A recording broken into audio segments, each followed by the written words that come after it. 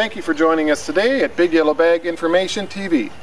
Today we're going to talk about moles and voles. You may have been exploring your yard this spring after walking around after the snow's gone and noticed these trails and tracks meandering through your grass and wondering what they are. What these are rooting canals from voles and moles that in the wintertime burrow underneath the snow and underneath the thatch of your grass. They burrow and they make little nests to protect themselves from the very cold winter.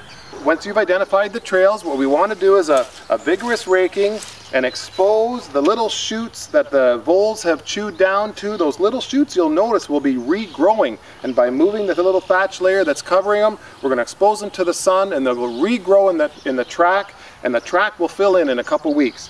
If we don't remove this thatch, it'll tend to smother those little shoots that are trying to grow back, and the track won't fill in near as quickly.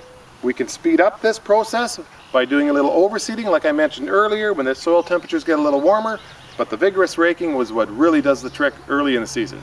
When I'm raking, I like to rake in the direction of the tracks rather than across the tracks. What that does is lessens the damage that you can do to your lawn.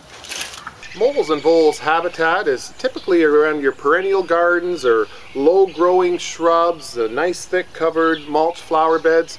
That's where their environment is for most of the year, but in the winter they'll come out, the transition into your lawn and chew on those beautiful, nice, tender, young crowns and roots of your grass, and then in the summertime, spring, they'll move back into your low-lying perennial gardens and trees and shrubs, and that's where they'll be for the rest of the year. Please stay tuned next week when we're going to be discussing our Big Yellow Bag overseeding kit.